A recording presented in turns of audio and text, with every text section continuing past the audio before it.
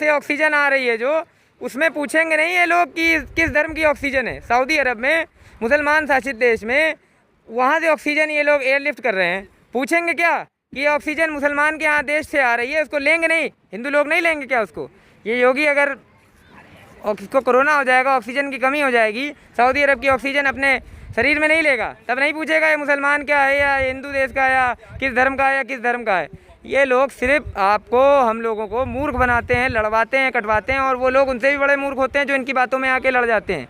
ये अमित शाह के पास जाके क्यों नहीं सवाल कर लेते? अमित शाह कोविड-19 के अस्पताल में बिना मास्क के घूम रहा है, अपनी रैलियों में बिना मास्क के घूम रहा है, लाखों की भीड़ इकट्ठा करके घूम रहा है। रात में इनको कोविड-19 की याद आती है, दिन में बंगाल के चुनाव की याद आती है। रात में ये कहते हैं 2 गज की दूरी, मास्क है जरूरी, दिन में के चिपक के रैलियां करते हैं बड़ी बड़ी। आत्मनिर्भर भारत के नाम पे तो ऐसा चूतिया काटा इन लोगों ने देश का कि क्या बताएं। अब बताइए, आत्मनिर्भर भारत के नाम पे जो ऑक्सीजन, जो पेड़ देते हैं ना, पीपल का पेड़ बताते हैं, बरगद का पेड़ बहुत ज़्यादा ऑक्सीजन देता है, तो क्या करें? सिलेंडर लेके बैठ जाएं और ऑक्सीजन खींचते रहें उसमें, और लगा दे जाके भरते रहें।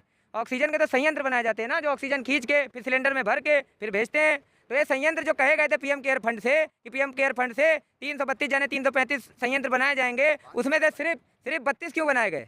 बाकी के संयंत्र क्यों नहीं बनाए गए? क्योंकि चुनाव रैलियों में लग गए सारे के सारे लोग। चुनाव रैलियां करनी थी, प्रोपेगेंडा फैलाना था, बंगाल में नए नए नारे देने थे, तो ये वहाँ जुट गए। इनको चुनाव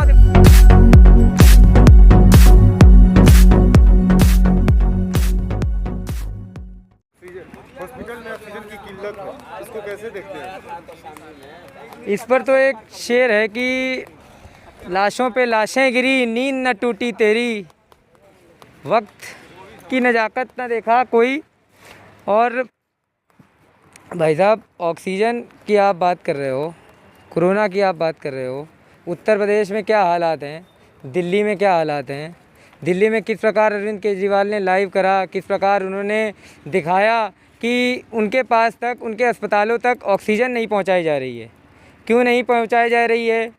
दिल्ली में तो कोई ऑक्सीजन का प्लांट लगा नहीं हुआ है। जो ऑक्सीजन वो पैदा करते हैं अरविंद केजरीवाल, उनके अस्पतालों में ऑक्सीजन पहुंचाने का काम केंद्र सरकार का है। केंद्र सरकार जानबूझकर केजरीवाल तक ऑक्सीजन नहीं पहुंचा रही है, ताकि वहाँ पर विकल जो है स्थिति बहुत ही ज़्यादा खतरनाक बन जाए और इनको जो है उसको नीचा दिखाने का मौका मिल जाए। लेकिन केजरीवाल जी को पता था कि साल भर से कोरोना महामारी चल रहा था, उनको पहले से इंतजाम करना चाहिए ना।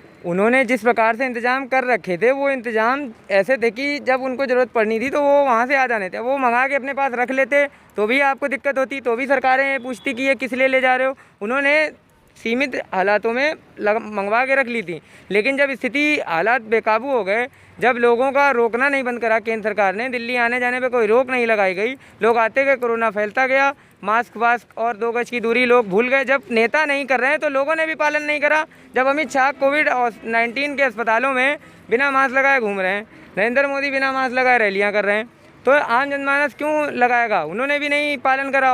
और आज ये स्थिति जो बनी है उसका पूर्ण रूप से जिम्मेदार नरेंद्र मोदी और अमित शाह हैं। इनके पूरे जिम्मेदार नरेंद्र मोदी, अमित शाह और ये योगी आदित्यनाथ जैसे नेता हैं, जो बंगाल में बिना मास्क लगाए गेरुआ वस्त्र डाले और वहाँ पर जाके अपने प्रदेश में महिलाओं की व्यवस्थाएं सुधार नहीं पाए, लेकिन बंगाल में महिलाओं की व्यवस्था सुधारने जाएंगे। योगी, उत्तर प्रदेश के सीएम जो योगी आदित्यनाथ है, उन्होंने कल अखबार में छपवाया था कि यूपी में न तो ऑक्सीजन की कमी है, न तो बेड की कमी है, वहाँ पे सब। भाई साहब, ये देख लीजिए कि पत्रकारिता किस प्रकार से गिर गई है। जैसे टिकैत साहब कहते हैं ना कि कैमरे और कलम पर बंदूक का पहरा है, तो देखिए किस प्रकार से अखबारों ने छाप रखा है कि योगी आदित्यनाथ कह रहे हैं कि कहीं भी किसी प्रकार की कमी नहीं है। और आप अगर चले जाएंगे उत्तर प्रदेश के किसी भी अस्पताल में, तो सड़क पर बेचारे लोग पड़े हैं, ऑक्सीजन का सिलेंडर नहीं मिल पा रहा है, टेम्पो में लोग लाशें मरीज को लेके आ रहे हैं, मरीज वहीं पर तड़प के मरा जा रहा है, उसको ऑक्सीजन की सिलेंडर नहीं मिल पा रही है, उसको ऑक्सीजन की व्यवस्था नहीं मिल पा रही, उसको बेड तक नहीं मिल पा रहे हैं, उसको भर्ती नहीं करा जा रहा है। यहाँ तक कि जो आम आदमी जो छोटी मोटी बीमारी के लिए भी जा रहा है, जिसको सिर्फ सर्दी खांसी या बुखार जैसी स्थिति है, उसको भी एडमिट नहीं करा जा रहा है, उसको भी समस्याएं बढ़ रही हैं। पहले कोरोना की जांच करवाई जा रही है, जांच में ज़बरदस्ती पॉजिटिव कर दिया जा रहा है। तो ये सब स्थिति उत्तर प्रदेश में पैदा की जा रही है, जानबूझकर लोगों को परेशान करा जा रहा है। ऑक्सीजन की कमी, एक तरफ आदित्यनाथ योगी कहते हैं कि ऑक्सीजन की कमी नहीं है हमारे पास, पर्याप्त मात्रा से भी ज़्यादा में ऑक्सीजन है। अरे पर्याप्त मात्रा से ज़्यादा में तो दिल्ली पहुँचा दो, क्या दूसरा प्रदेश है तो क्या वहाँ पर लोगों की जान नहीं बचाओगे आप? अगर आपके पास पर्याप्त मात्रा में ज़्यादा है तो आप उत्तर प्रदेश से दिल्ली पहुंचा दीजिए, वहाँ पर तो कमी है। अरविंद केजरीवाल ने खुल के कहा हमारी मदद करें, तो मदद करना क्या धर्म नहीं है? आप हिंदू धर्म की बात करते हो, हिंदू धर्म में तो साफ लिखा है दूसरे की मदद करें। अगर ऑक्सीजन की कमी है तो दूसरे प्रदेश में पहुँचाएं ना, अरविंद केजरीवाल को पहुँचाएं ना। ये मैक्स हॉस्पिटल में ऑक्सीजन की कमी है यहाँ पहुँचाएं, एम्स में कमी है पहुँचाएं। इन्होंने एक भी ईंट नहीं लगाई किसी नए अस्पताल की, सिर्फ नाम बदलने का काम किया। प्रदेश में सिर्फ नाम बदलने का काम किया, सिर्फ जो है जितने स्टेशन थे, जितने प्रदेश राज्य थे, उनका नाम बदलने का काम किया। कोई भी अस्पताल, कोई भी ऑक्सीजन की कमी पूरने के लिए कोई नया संयंत्र नहीं लगाया गया। लेकिन तो रिपोर्ट छपवाते हैं जिसमें लिखते हैं 4 साल बेमिसाल। लिखने को तो आप तो कुछ भी लिख दोगे। इन्होंने कहा नहीं था कि किसानों पे जो हुआ अत्याचार नहीं होगा, वो आएगी मोदी सरकार। तो ये आप देख लीजिए ना, किसान यहाँ पड़ा हुआ है, 8 साल इनका राज रहा, इन्होंने किसानों के लिए क्या कर दिया? उत्तर प्रदेश में योगी सरकार 4 साल से राज कर रही है, 1 रुपये बढ़ाया क्या गन्ने पे? 1 भी रुपये नहीं बढ़ा। पिछली सरकारें 40 रुपये, कोई 20 रुपये, कोई 10 रुपये बढ़ाती थी, इन्होंने 1 भी रुपये नहीं बढ़ाया। और बल्कि 50 kg का कट्टा जो आता था वो 45 किलो का कर दिया, डायरेक्ट 700 रुपये बढ़ा दिया।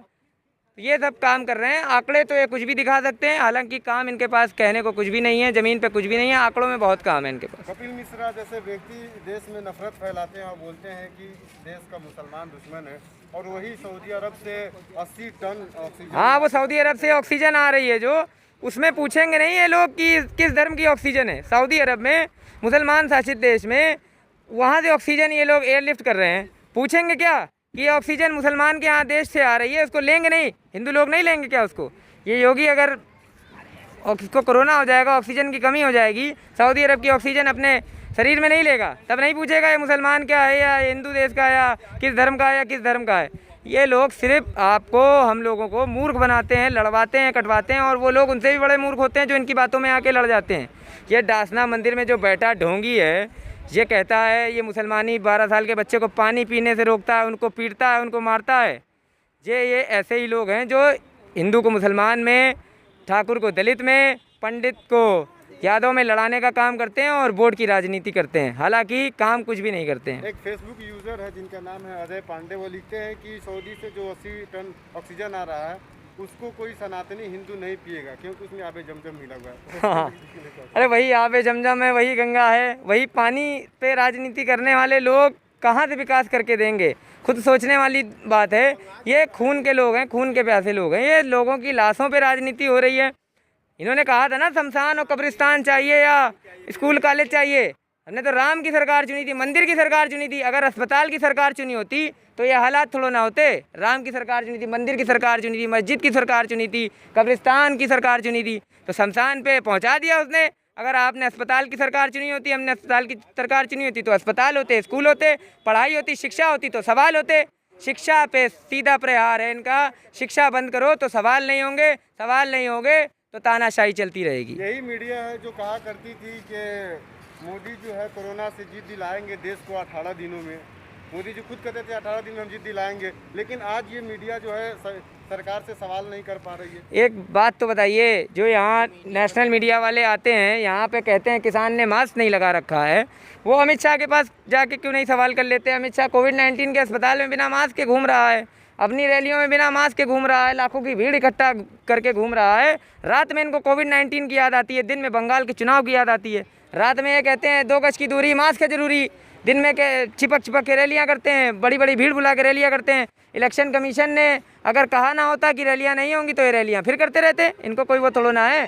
देश मर रहा है, लाशें जल रही हैं, देश में ऑक्सीजन की कमी है, सरकारों को इस बात से कोई भी वो नहीं है।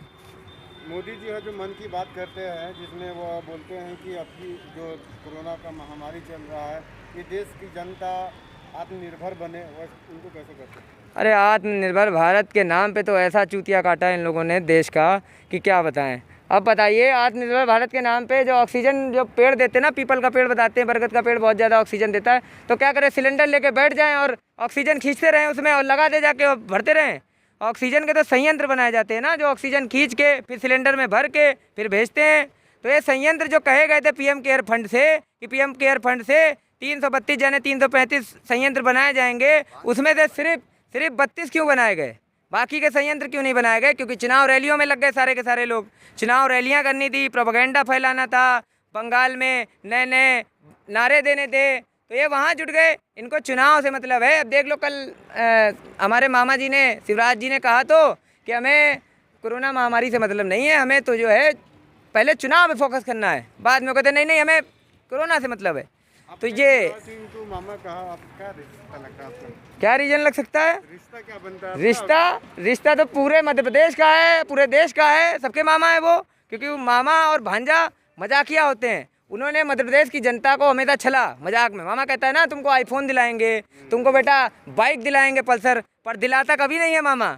मामा ने ऐसे ही मुरैना, भिंड और वहाँ जितने दतिया जैसे क्षेत्र हैं वहाँ कहा कि इनको पानी पहुँचाएंगे, पर पानी आज तक नहीं पहुँचाया। वहाँ आज भी महिलाएं 1-10 किलोमीटर चलकर घड़े में पानी लेके आती हैं। वहाँ जब पानी आता है तो 1 घंटे के लिए टैंकर आता है, उसी में भीड़ लग जाती, भगदड़ मच जाती, लड़ाई हो जाती है वहाँ पर। मोदी जी ने एक अभियान दिया है कि देश में 555 ऑक्सीजन के प्लांट लगेंगे, क्या आपको लगता है कि वो लग पाएंगे? सही में 555 इन्होंने कहा तो था कि इतने कितने भाई साहब बता रहे थे 531 लगाएंगे, लग गए क्या? कहाँ गया पीएम केयर फंड का पैसा? कहाँ गया कोरोना का वो पैकेज बड़ा था 20 लाख करोड़ का? अगर उसका 1 लाख करोड़ भी खर्च कर देते जनता के कल्याण के लिए तो आज जनता इस तरह से त्राही त्राही नहीं कर रही होती, इस तरह से सड़क पे पड़ के, टेम्पो रिक्शे में पड़ के नहीं मर रही होती। अरे देश को बर्बाद कर दिया इन लोगों ने, नाश करके रख दिया देश का। देश लुट गया, देश बर्बाद हो गया। कोरोना के नाम पे कितने सारे लोगों की लाशें शमशान में लाइन लगी पड़ी है। सुबह से नंबर लगता है तो शाम को लाश जल पाती है। सोच लीजिए क्या हाल है देश का। अंतिम में आप देश की जनता से क्या कहना चाहते अंतिम में देश की जनता से यही कहना चाहूँगा कि उठो, जागो और पहचानो इन देश के दुश्मनों को। ये आरएसएस के चड्डीदारी लोग देश के गद्दार हैं, सबसे बड़े देश के दुश्मन हैं। ये वो लोग हैं जिन्होंने आज़ादी में हमारे क्रांतिकारियों की मुखबिरी करी, ये किस प्रकार से देश के लिए अच्छे और भले हो सकते हैं। आज कहाँ है वो आरएसएस की सेना जो बताती है कि भारत की सबसे बड़ी सेना है, जो कार्य करती है लोगों के लिए? कहाँ छुप के बैठ गए वो कायर डरपोक लोग? ये पीठ पे छुरा मारने वाले लोग हैं और भाजपा इन्हीं की एक औलाद है। इन औलादों को पहचानो, ये देश के लिए कभी अच्छे नहीं हो सकते हैं। और मजदूर किसान के बेटे को चुनो, जो एक अच्छी सरकार, जो ज़मीन से उठ के जो देखेगा गरीबी क्या है, जो देखेगा मजदूरी क्या है, जो देखेगा किसानी क्या है, वही तो किसानों मजदूरों का भला कर सकता है। तो इन आरएसएस वालों को पहचानो, इन भाजपा को पहचानो और इनको देश से भगाओ सालों को।